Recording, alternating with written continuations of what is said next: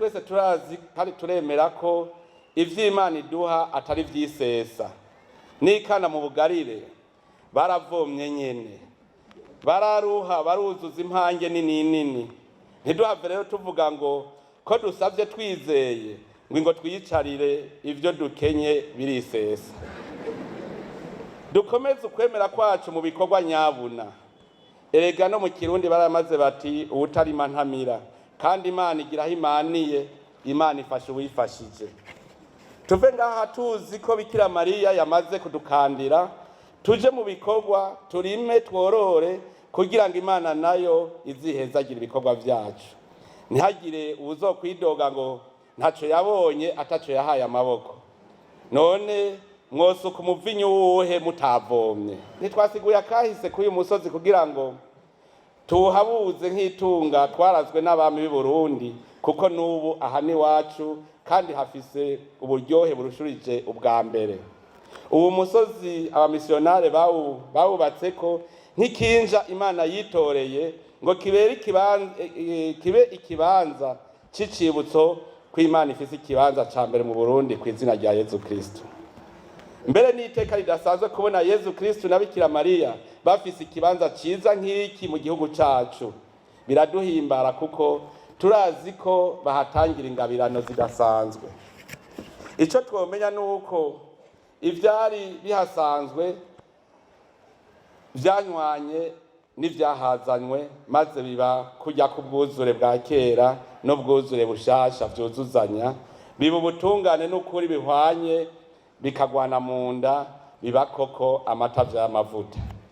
Nazanywe rero no kwibutsa ko uyu musozi ari ikibanza gifise amateka hambaye aranga igihugu cacu, ikibanza cagomwe n'Imana gushika naho inyenyeri ije kuranga Yezu Kristu mu Burundi ifata icicaro ngaha, hakaba icicaro ca mbere c'abemera Imana baciye kuri Eklezia Gatolika.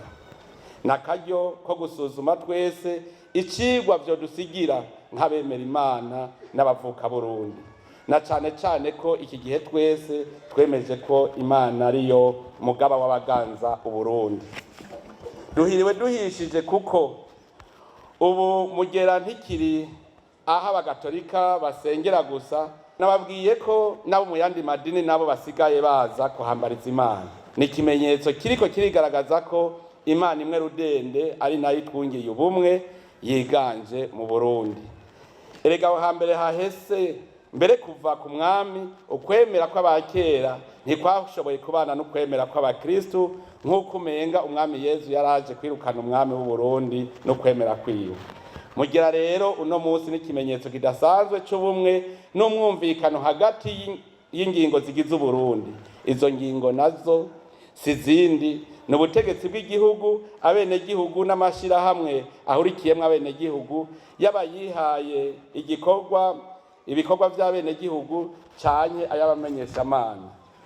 Birahimbaye kubona Eklezia Gatolika ariyo yagiye imbere kanatsinda yoyo yategereye kare akamaro k'ubutegetsi, nk'uko tubisoma mu nyigisho yayo yerekeye imibano, kuko yemera ko mu ntwaro ya demokrasi abakuru mu vya politike aribo babazwa vyose imbere y'abenegihugu. Tubibona muri Doctrine Sociale de l'Église inimero y'108. Kukaba nkako ku nimero y'138 naho iyo nyigisho nyene iratomora neza ko twebwe abakuru mu vya politike tubereyeho gutunganya no kubahiriza ineza ya bose. Nanje kubwanje nongera ko nti tutaravya amadini umuntu asengeramwo, ubutunzi afise, ubwoko bwiwe, igihagararo ciwe, intara turukamwo n'ubugenzi dufitaniye. Si ivyo gusa, turazi ko no mu mategeko agenga Eklezia ategekanya mu ngingo yayo y'334 agace ka 6 ko Eklezia Gatolika itegerezwa gukomeza imigenderanire myiza n'ayandi mashengero idasize inyuma, mbere n'amadini atari y'abakristo. None twebwe abi Burundi turahiriwe na Mugera yatubereye umuhuza mwiza, kuko nahi Imana. Twebwe turemera ko muri ico gikorwa cyo gukorera ineza ya bose, Reta ari yosa ihagarariye umubano mwiza hagati y'amashirahamwe yose n'ay'abemera Imana n'ay'abamenyesha Imana arimwo ubumwe muri yo ndetse n'itunganywa ryayo, kuko na Eklezia Katolika iravyemera mu nyigisho yayo yerekeye imibano mu gace kayo kamewe k'138. Muri ubwo bumwe cane cane ubumwe bw'abemera Imana, Leta y'u Burundi irijandajandira, kuko impanuro ya Paulo mweranda yarabihejeje. We yavuze ati: ndabasavye bene wacu kw'izina ry'umukama wacu Yezu Kristu, nimube mwese imvuga rimwe kandi ntihagire amacakubiri aba muri mwebwe, ariko muhuze umutima n'inama nk'uko bibereye. Tubisanga mw'ibaruwa rya mbere umutumwa Paul yandikiye abanyekorenti ikigabane ca mbere ku murongo w'10. None rero shengero ry'Imana, kuduga imugera n'akigoro kadasanzwe. Binyibutsa urugendo abayuda bagira baduga Yerusalemu. Binyibutsa kandi urugendo Yezu yakunda kugira rwo kuduga ku musozi gusengera hiherereye kugira aganire na se atankomanzi. Ndibuka igihe Yezu yaduga ku musozi wa Tibor akihindura imbere y'abatumwa, Petero yaciye ashikiriza Yezu ijambo ati: birakwiye ko twibera hano.